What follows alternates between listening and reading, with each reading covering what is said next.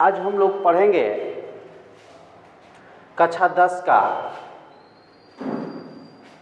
Exercise 3, जो कि इसका पहले इस सवाल को बनाने से पहले हम लोग परिचय पढ़ेंगे उसका, कक्षा 10 का।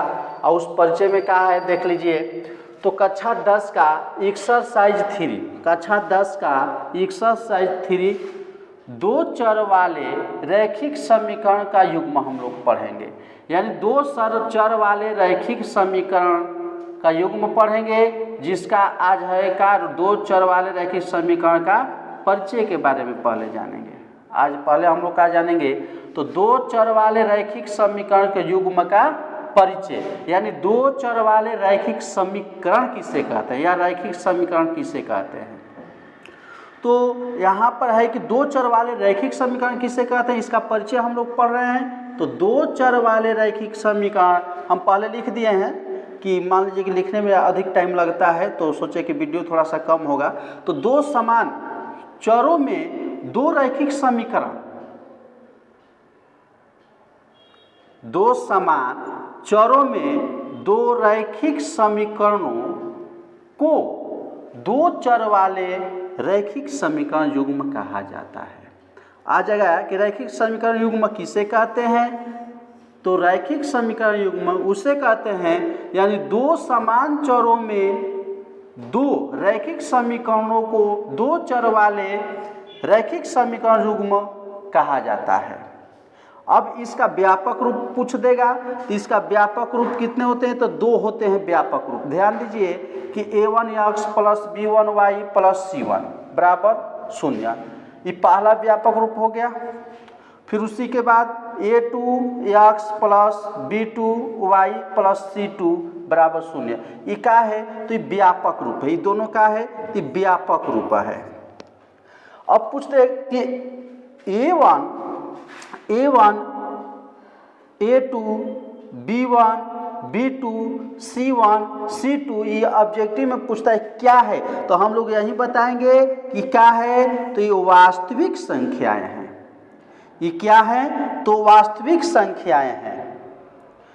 देखिए a1 का है, ये वाला है। a2 b1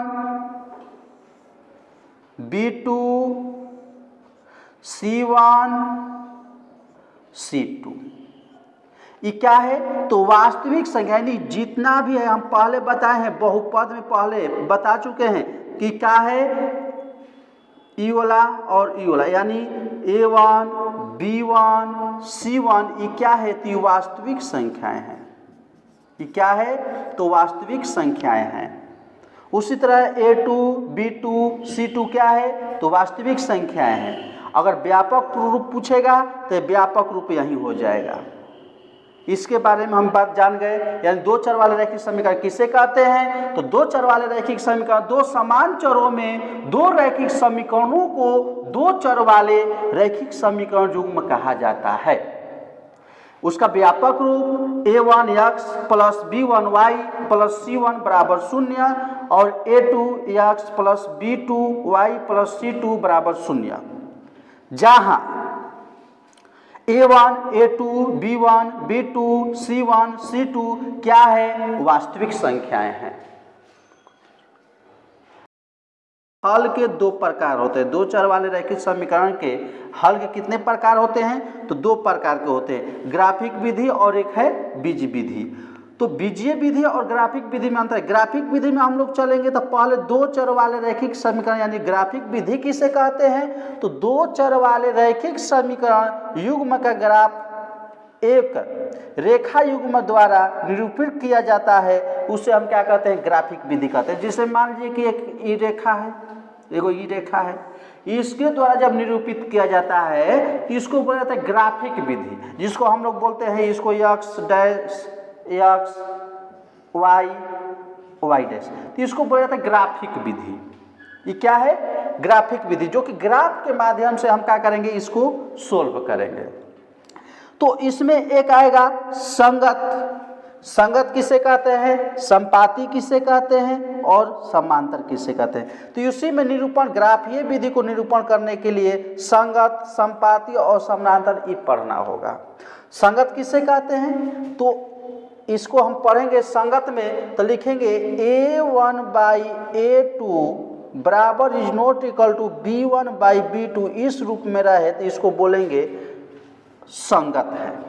इसको क्या बोलेंगे, संगत है। यही पूछ दे A1/A2 बराबर B1/B2 बराबर C1/C2 के रूप में रहे तो इसको हम बोलेंगे संपाती है।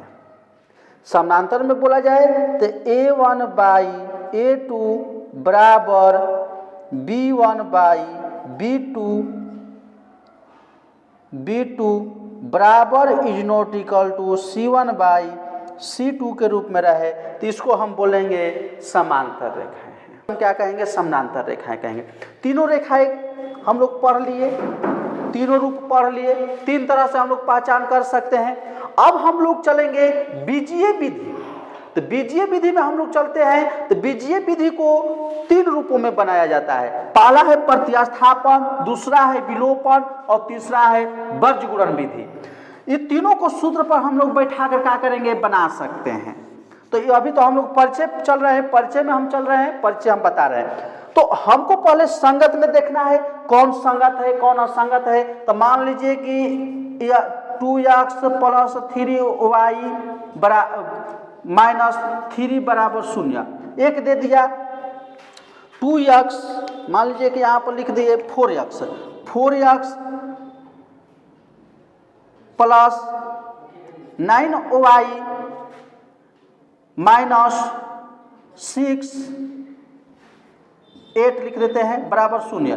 तो अब इसमें देखिए कि ई का है A1 है, ई वाला A1 है, ई है B1, ई वाला है C1, A2 B2 C2 इसी रूप में है। तो हम इसको लिख देंगे 2/4 बराबर 3/9। ठीक, तो अब यहीं पर देखिए तो कटाकर 2 दूना का 4 और 3 का 9। तो ये देखिए 1/2 बराबर 1/3 है। ये देखिए इसके बराबर है नहीं है, यानी 1/2 आया है, ये वाला आया है 1/3। इसका मतलब ये बराबर नहीं, तो यहीं पर लिख देंगे बराबर इज नॉट इक्वल टू, बराबर इज नॉट इक्वल टू